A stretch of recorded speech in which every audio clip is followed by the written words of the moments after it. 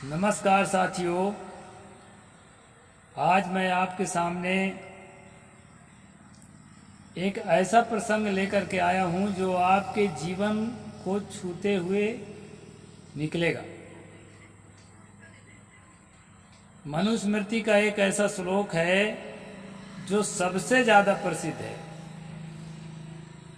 और साथियों, इस श्लोक को लेकर के मनु की और उनके अपने आप को वंशज कहने वाले उनके चेलों की कितने तर्कशील लोगों ने बखिया उधेड़ी है। लेकिन मैं बखिया उधेड़ने के ख्याल से ये श्लोक नहीं रख रहा हूं। साथियों, कुछ सोचने के लिए मनु यहाँ पर, यह जो भी लेखक है यहाँ पर आपको विवश कर रहा है नए सिरे से सोचने के लिए। मैं इस विषय को लेकर के इस श्लोक को रखा हूं।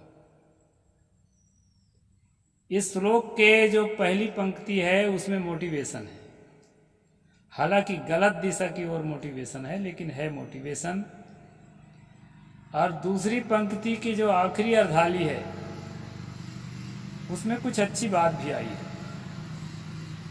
तो समीक्षा की दृष्टि से हम सभी बातों पर विचार करेंगे दोस्तों। यदि आप सब्सक्राइब नहीं किए हैं, चैनल को सब्सक्राइब जरूर करें और शेयर करें दोस्तों, अपने सभी साथियों तक पहुंचाएं, लाइक करें, कमेंट करें, ताकि मेरा चैनल आप लोगों की सेवा में लगा रह सके। क्योंकि छोटे मोटे चैनल्स को कंपनी जो है नोटिफिकेशन नहीं फैलाती है, तो आप तक ही सीमित रह जाता है। और हमें तर्कशीलता को, वैज्ञानिक सोच को पूरे देश में फैलाना है। इसलिए दोस्तों, आप लोग शेयर जरूर करें। मैंने कहा था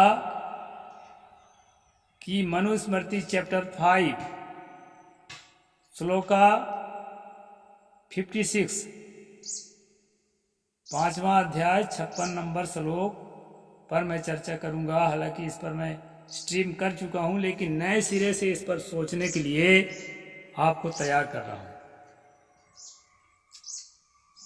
साथियों, श्लोक में कहा है, न मांस भक्षणे दोषो न मद्ये न च मैथुने प्रवृत्तिरेषा भूतानां निवृत्तिस्तु महाफला। ये पूरा श्लोक है। इसके शुरुआत में ये कहा गया है दोस्तों कि मांस भक्षण करने में किसी भी प्रकार का दोष या पाप नहीं है। इसमें जाति की बात नहीं है। शूद्र हो, ब्राह्मण हो, क्षत्रिय हो, या विदेशी हो, अंग्रेज हो, मुसलमान हो, यहूदी हो, इसमें इस प्रकार कोई बात नहीं है। स्त्री हो, पुरुष हो, इसमें सीधे सीधे कहा है कि मांस भक्षण करने में दोष नहीं है। फिर अगला लाइन कहता है कि न मद्ये, मादक पदार्थ, शराब इत्यादि, ताड़ी, गांजा, तंबाकू, सिगरेट, या जो भी नशीली चीजें हैं, मादक पदार्थ, उसमें भी कोई दोष नहीं है। फिर तीसरा शब्द और भी भयंकर है, न च मैथुने, और ना ही मैथुन में कोई दोष है, यानी यौन संबंध में कोई दोष नहीं है। यहां पर यह बात नहीं बताई गई है कि स्वभिचार के लिए कहा गया है कि व्यभिचार के लिए कहा गया है।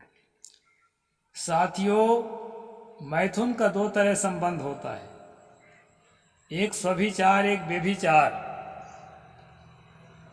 जिस मैथुन के संबंध में, यौन संबंध में मादा की अर्थात महिला की सहमति होती है, उसको स्वभिचार कहते हैं। और उसके इच्छा के खिलाफ यदि जबरदस्ती करके उसके साथ यौन संबंध जोड़ा जाता है, उसको यौन शोषण कहा जाता है, और वो जो है व्यभिचार में आता है।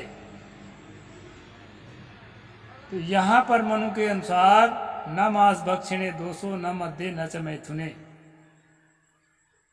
जो लोग ये कहते हैं कि मनु ने शाकाहार की शिक्षा दी है, नशापाती से मुक्त रहने की शिक्षा दी है और व्यभिचार से मुक्त रहने के संयम की शिक्षा दी है। साथियों, उन लोगों को यह श्लोक एक बार जरूर पढ़ना चाहिए।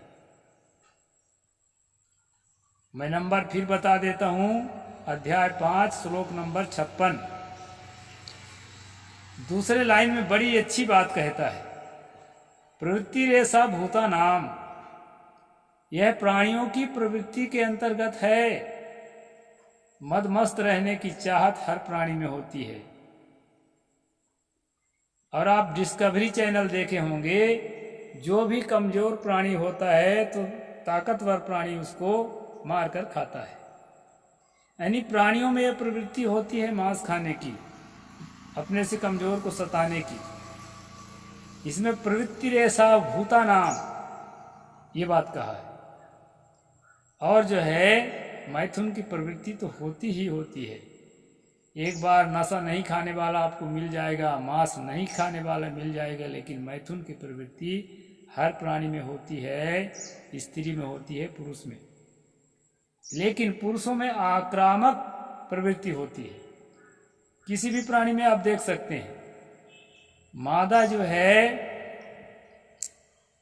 वो कितना भी कामातुर होगी, लेकिन पुरुष की तरफ पहले से आक्रामक रूप से वह प्रस्तुत नहीं होती है। और जो नर होता है, मेल होता है, वो आक्रामक होता है। पशु में देख सकते हैं, पक्षियों में देख सकते हैं, ऐसा होता है, ये स्वाभाविक प्रवृत्ति है। और पशु पक्षी को छोड़िए, आदमी में ज्यादा होता है।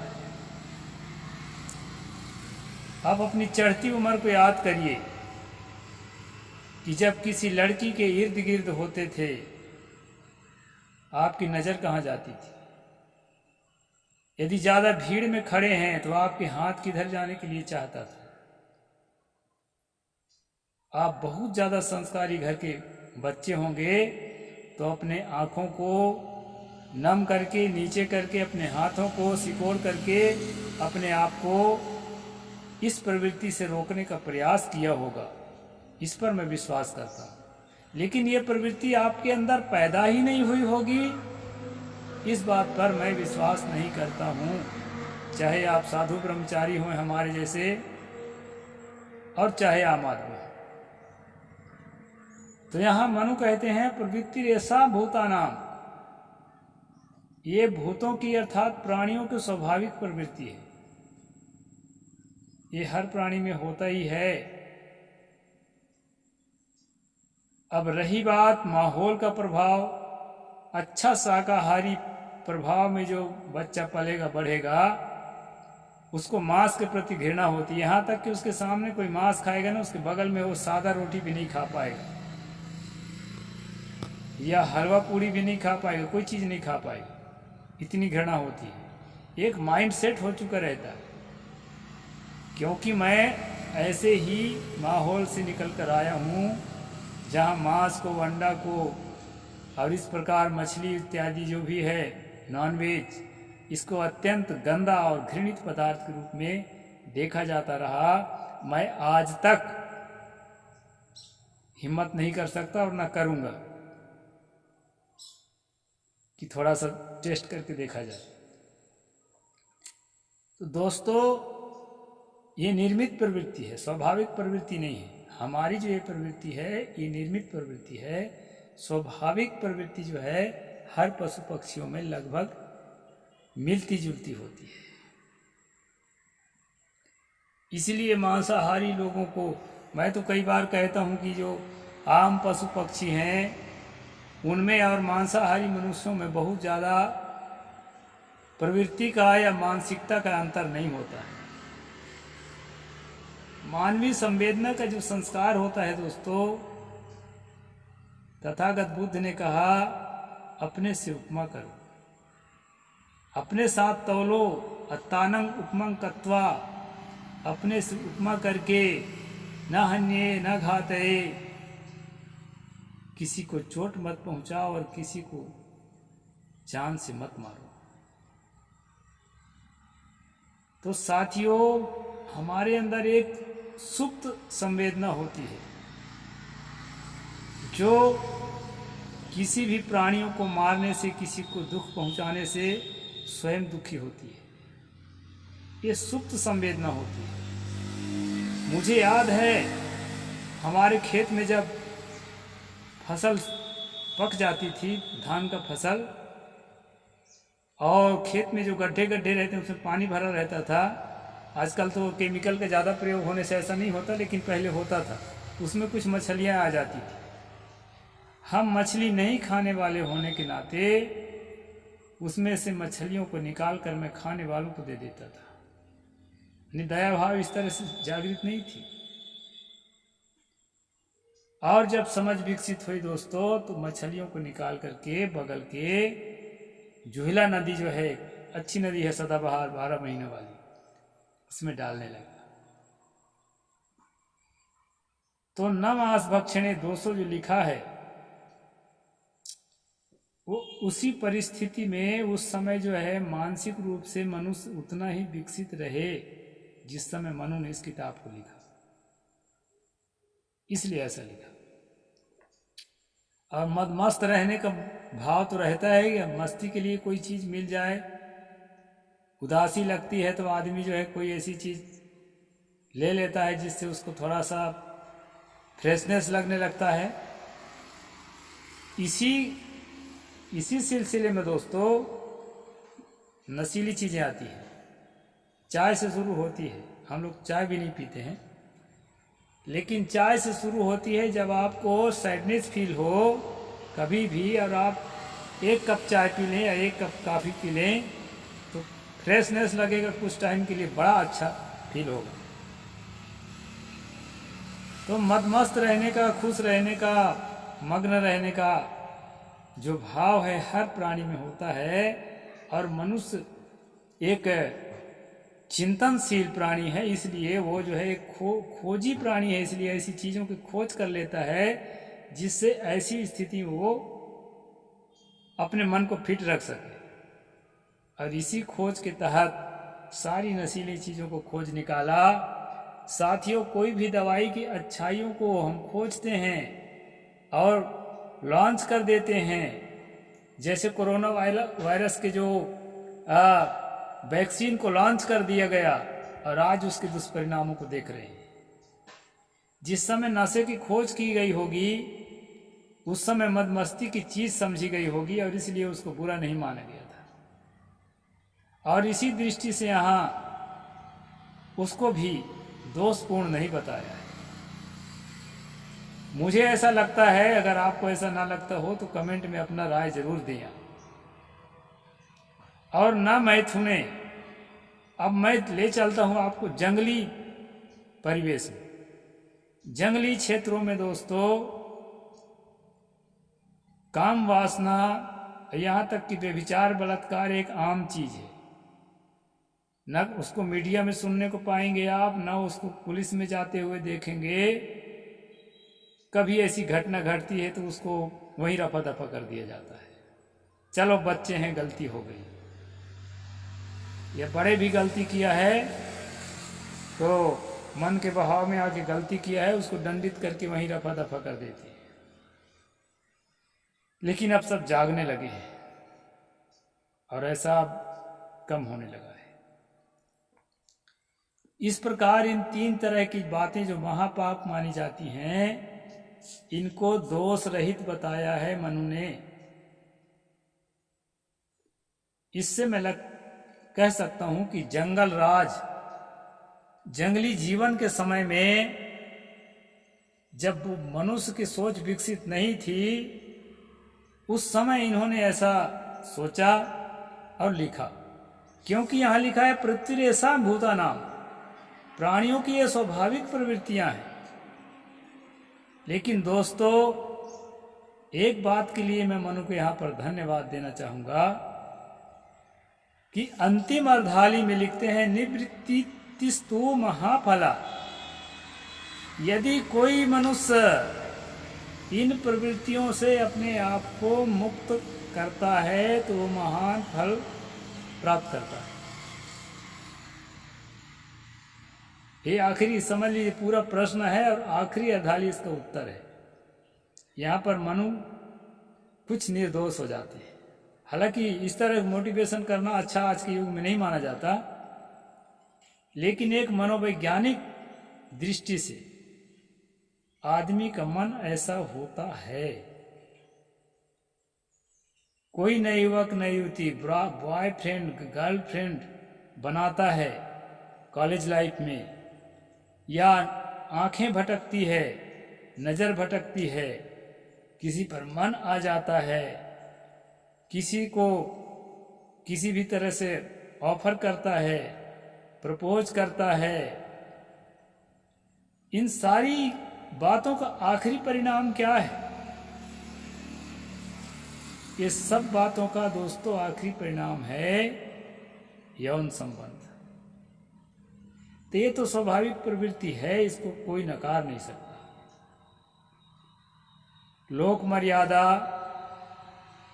और राज मर्यादा अर्थात कानून, इन सब में दब करके मनुष्य खुलेआम इस प्रकार की प्रवृत्तियों में प्रवृत्त नहीं होता है, अपने को रोकता है, समाज रोकता है, तब वो ठीक ठाक रह पाता है। जैसे हम लोग साधु समाज में आ गए, साधु समाज के बहुत कड़े नियम हैं।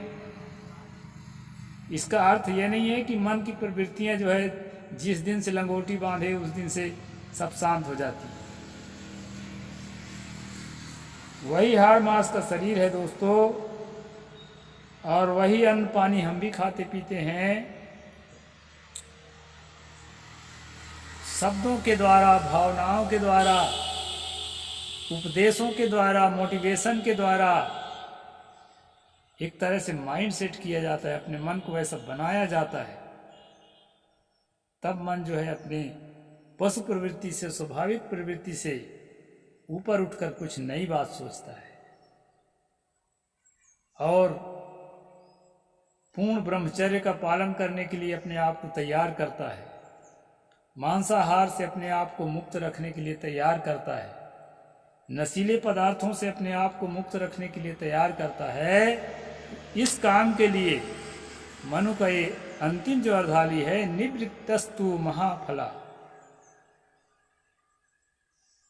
इस स्वाभाविक प्रवृत्तियों से निवृत्त होना महान फलदायक है।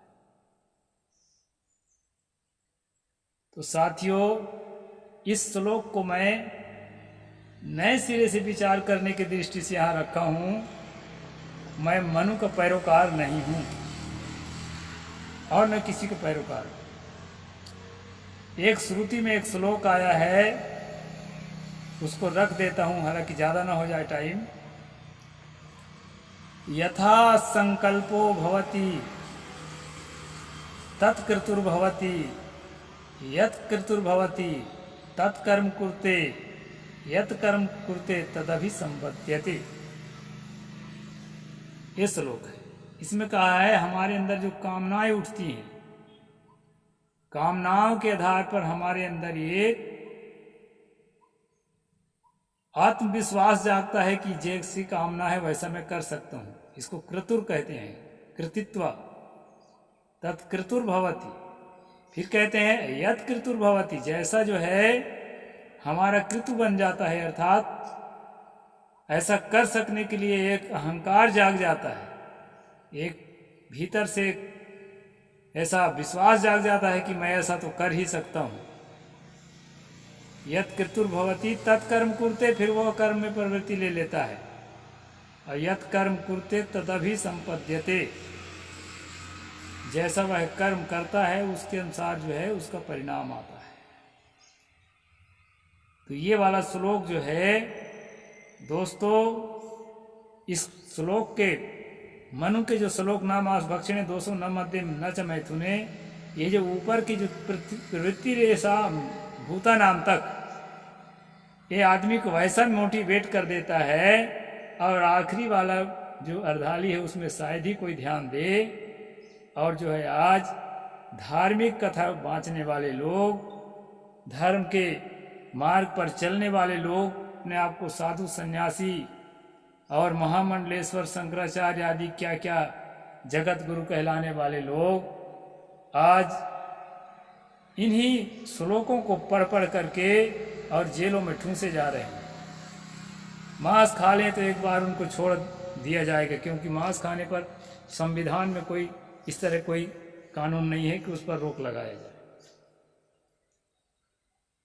नशा भी खा लें तो एक बार उसको छोड़ दिया जाएगा, लेकिन जो दोस्तों नच मैथुन, ये जो तीसरा है प्रवृत्ति रेशा भूता नाम जो कहा गया है, तो अरे तो प्राणी की प्रवृत्ति ही है। और धर्मशास्त्र कह रहा है ऐसा सोच करके जो व्यक्ति अपना कदम इस दिशा में रखेगा उसको ना तो कानून छोड़ेगा, ना तो सामाजिक व्यवस्था छोड़ेगी, और न उसके जीवन से दुख छोड़ेगा। इसलिए दोस्तों संभल करके धर्मशास्त्रों को पढ़ेंगे तो आपके लिए घातक नहीं है। कदम फूंक फूंक करके रखेंगे तो आपके लिए घातक नहीं है। इतनी घातक किताब मनुस्मृति मैं बहुत दिन से पढ़ रहा हूँ और सुना रहा हूँ, लेकिन संभल कर पढ़ता हूँ दोस्तों। संभल कर पढ़ें, संभल के बैठो जलवा मोहब्बत देखने वालों, तमाशा खुद न बन जाना, तमाशा देखने वालों, तमाशा खुद न बन जाना, तमाशा देखने वालों। साहिब बंदगी। जय भीम, जय जोहार, नमो बुद्धाय, जय भारत।